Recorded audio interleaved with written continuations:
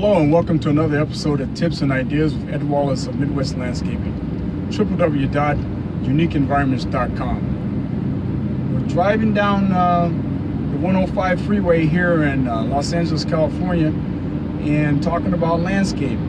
This time of the year, in the wintertime, we're having our seasonal rains. We haven't had rains in the past 4 to 5 years. It's been drought conditions, but this particular year we've been having quite a bit of the seasonal rains, to whereas we actually have had flood conditions and really high snowpacks up in the northern and central California area in the Sierras. We've been having some record snowfall, and our snowpack is like 180% of normal. The reservoirs and dams are full of water, and it's supposed to rain here tonight. It's been raining off and on consistently for the past month, to where we've been getting quite a bit of water. The bad part about that raining and that water availability here in Southern California, we don't have ample ways to store that water. So a lot of that available water is just running right through the gutters into the LA River and out to the ocean, out by Long Beach. So, a lot of that water that we could be utilizing, that valuable resource, is just going right out to the ocean. And it's a sad thing. But from the standpoint of landscaping and with these seasonal rains, we're able to get some natural rains on our landscapes as long as we're able to manage to get them in the ground before it rains. And a lot of these newly installed plants are getting natural rainwater, which is very beneficial and economical.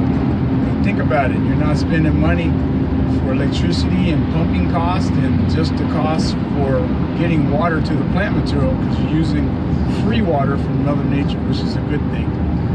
Plant-wise, the roots of the plants that we're installing, they're getting really good growth out and down, so that way the plants can establish themselves before they grow up and out. Normally it takes about 60 to 90 days for the plant, a newly installed plant, to anchor itself into this new home and actually start to grow up and out. So most of your growth action is in the roots when you first install the plant material into the ground. And with our warm days and cool nights, that helps to stimulate the roots to do their thing and to stretch out and establish themselves. And hopefully within the next 90 days, 60 to 90 days, those plants, when spring starts to break here in Southern California, those plants will be able to spring out new growth and be right in sync with Mother Nature from the standpoint of coming out and growing and having good vigor, which is a good thing. Plant material wise, we utilize a lot of different California native plants and drought tolerant plant materials, and those plants are known to be installed during this time of the year, which is basically our rainy season. So getting those plants in the ground, getting the natural rains to help establish those plants is very imperative. When we do our installations, we don't use too much backfill. So a lot of times you see people going out buying bags of compost and soil amendments and such. Sometimes it's just better just to dig that hole, make it 1.5, almost 2 times the width of the container that's coming out of. Plant it deep enough so you have about 1 inch of that top of that root of that plant up in the air, so it's like about 1 inch above the ground level, and creating those bowls so that those basins, so that when you do water or when it rains, it has a little bit of a reservoir or a basin so that the plant can get ample water. But by not using too many soil amendments, it's going to be very beneficial for the plant, and also from the standpoint of the plant naturalizing in its new environment, it's going to be a lot better. A lot of the plant's nutrients is already inside that container or that can, because the nurseries where the plants came from, those nursery men and women have taken great care of these plants to get them to the point where you look at them and say, hey, I want to buy that shrub, or I want to buy that tree. So a lot of the nutrients that the plant needs, you don't have to add that because it's already inside that container. A lot of times these nurseries, they use slow release fertilizers, and so they're getting consistent food on a continual basis. And from the standpoint of soil amending, unless you have soil that is very, very hard clay, or maybe it was covered up with a sidewalk or a patio or something. All of a sudden you want to make a new landscape where it used to be a patio or a sidewalk, or put in new grass or something like that. Then those areas are pretty much sterile and would require some compost or some type of soil amendment that has some microbial activity happening within it, so that way you can bring some life and energy back to that soil.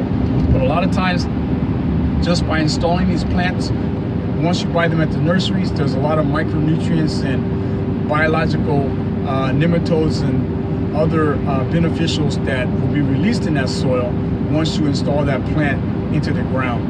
So having adequate space to put that plant in the ground, the width is very important so that the roots can stretch out, and watering correctly is most important, so you don't get root rot and that you don't overwater these plants, especially when you're dealing with California natives or native plants in general. You don't want to overwater these plants, because then you get root rot and different types of funguses and bacterial situations happen with too much water. Other than that, just monitoring how often you water. Pests, it's not too many concerns about pests during this time of the year. It's pretty cool. A lot of your soil-borne pests haven't became pretty active yet, because it's still pretty cool out there. So if you have any pests at all, probably be mostly snails and maybe some occasional aphids, but something that's very manageable from the standpoint of picking those snails off, and the aphids just hitting it with some water or something like that, so that way you can wash off the leaves. But you shouldn't have too many challenges with pests during this time of the year. But putting those plants in the ground now that the soil is warming up, you got your days where it's warm and the evening time is cool. We're getting our natural rain, periodic rainfalls. That's going to help get natural ingredients down in the ground from Mother Nature. That's really beneficial. So to put it all in perspective, the fall or winter time here in Southern California is a fantastic time to do installations of California native and drought tolerant plants. The rest of the part of the country, you guys are going to wait a little bit, but as soon as the weather breaks where you don't have freeze conditions, you start working that soil and considering putting in the native plant material in the zones where you live.